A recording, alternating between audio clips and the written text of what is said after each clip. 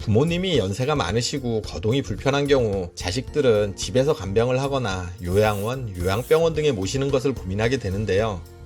집에서 직접 모시자니 가족들의 희생이 따를 게 뻔하고 불화 없이 가능할까 하는 걱정이 되고요. 또 시설에 모시자니 불효를 저지른 것 같아 마음이 불편하고 경제적인 부분도 걱정이 되는 게 사실이에요. 저도 부모님 두 분 모두 80대셔서 이런 고민에서 자유로울 수 없는데요. 그래서 오늘은 부모님들이 요양병원에 가게 되는 가정과 자녀들은 어떻게 대비해야 할지에 관해서 여러분들과 얘기를 나눠보려고 해요. 부모 입장이든 자식 입장이든 관련이 있는 얘기가 될 테니 끝까지 집중해주세요. 안녕하세요. 알아두면 삶이 힘이 되는 채널 매일 3분입니다. 2020년 통계청 발표에 따르면 우리나라 노인의 기대 수명은 평균 83.5세로 남자는 80.5세, 여자는 86.5세였어요. 그런데 건강수명은 평균 73.1세로 남자는 71.3세, 여자는 74.7세인 것으로 나타났는데요.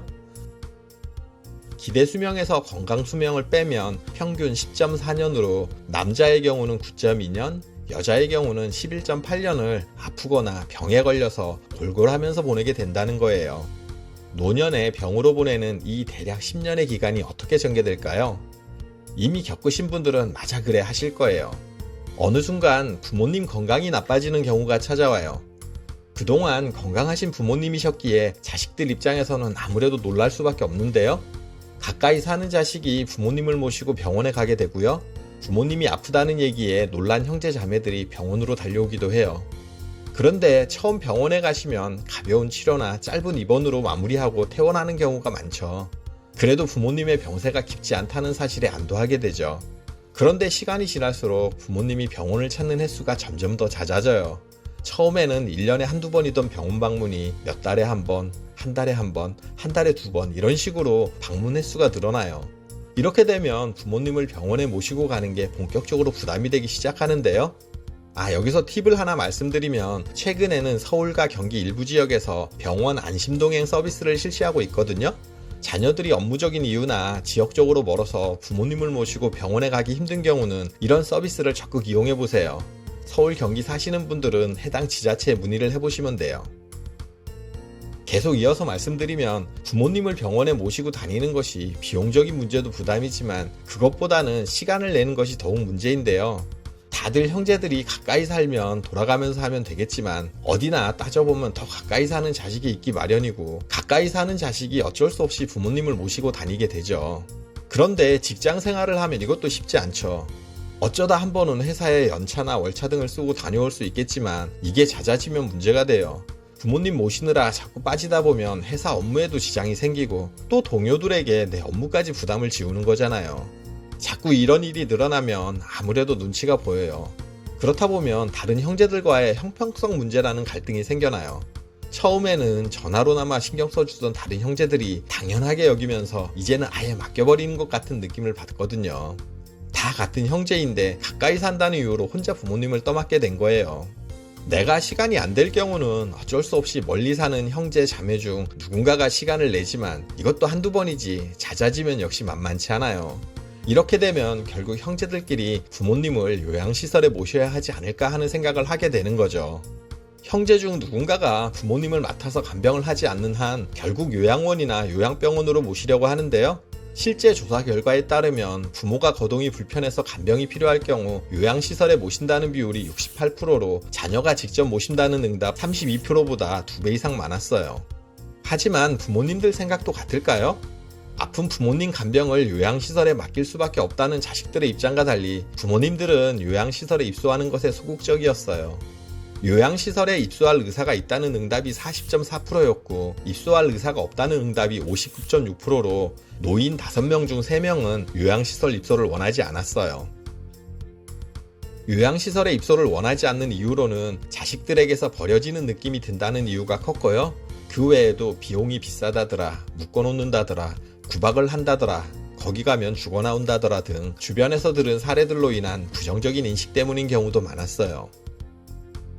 그래서 부모님의 간병이 걱정이 되는 시기가 되기 전에 미리 부모님, 형제들과 이런 부분을 의논을 해봐야 해요. 그런데 조사 결과는 부모님과 사전에 간병 문제에 대해 대화를 나눠본 적이 없다는 응답이 74.5%로 대화를 나눠봤다는 응답 25.5%에 비해 월등히 높았어요. 4명 중 3명은 이런 대화를 피한다는 얘기인데요. 아무래도 대화를 나누기 불편한 주제다 보니 얘기를 꺼내기가 쉽지 않아요. 불편하다고 피하면 막상 닥쳤을 때 우왕좌왕하게 돼요. 평소 부모님과 대화를 통해서 간병에 대한 서로의 생각을 나눠야 나중에 서로에게 가장 도움이 되는 결정을 내릴 수 있어요. 그러니 부모님의 건강이 조금씩 나빠지기 시작했다면 어렵더라도 서로 얘기를 해보세요. 방문요양, 요양원, 요양병원, 재활병원, 실버타운, 호스피스 병원 등 다양한 요양시설들이 있어요. 한때는 환자를 대하는 서비스에 문제가 있는 곳도 많았지만 경쟁이 심해지면서 시설과 서비스가 점차 개선이 되고 있는 추세예요. 이런 각 시설마다 장단점도 확인해 보시고 입소 자격 및 비용 등도 대략적으로라도 알아보셔야 해요. 보건복지부에서는 3년에 한 번씩 시설의 재정, 프로그램과 서비스, 이용자의 관리 등을 평가해 5단계로 등급을 매겨서 상위 기간을 공개하고 있어요. 물론 좋은 평가를 받은 곳은 대기자가 넘쳐나요. 그리고 아무리 시설이 좋다 하더라도 환자나 보호자가 바라는 부분이 다를 수 있잖아요. 자식들 면회오기 편한 장소를 우선순위에 둘 수도 있고요. 식탐이 많으신 분들은 식사의 질도 고려해야 하거든요. 이런 정보를 바탕으로 각자의 형편과 병의 정도에 따라 어떤 시설을 택할지를 의논하고 거기에 맞게 미리 준비를 하셔야 해요. 그리고 결국 간병은 돈이 들어가는 일이에요. 부모님이 스스로 경제적인 여유가 있다면 다행이겠지만 그렇지 않다면 어쩔 수 없이 자녀들의 몫일 수밖에 없어요. 요양시설에 들어갈 경우 머무는 기간은 평균 2년에서 5년 정도라고 해요. 평상시 형제들끼리 이런 부분을 공유하고 서로 일정 부분 적금 형식으로 간병비를 모아두어야 해요. 이런 준비를 해놓지 않으면 정말 아픈 부모님을 돈 때문에 내팽개치는 사태를 맞게 될 수 있거든요. 노인 간병 문제를 국가가 책임지고 돌봄이 가능하도록 해야 한다는 의견도 많지만 현재의 고령화 추세를 보면 나라에서 다 책임지기는 힘들지 싶어요. 결국 상당 부분은 각자가 해결해야 할 거예요. 우리 50대, 60대 이상은 자녀들로부터는 부양을 받지 못하면서 부모님을 봉양하는 데는 자유로울 수 없는 마지막 세대잖아요. 어쩔 수 없이 닥칠 일이고 해야 할 일이라면 미리 준비를 철저히 해둬야 나중에 뒷말도 없고 후회도 남지 않을 거예요. 영상을 보신 모든 분들이 부모님 잘 모시면서 형제 자매 간 우애 상하는 일 없이 화목하셨으면 좋겠어요. 영상 끝까지 봐주셔서 감사드려요. 구독, 좋아요, 알림 설정 해주시고요. 저는 매일 3분 대표 큐레이터 송한결이었습니다. 늘 행복하세요.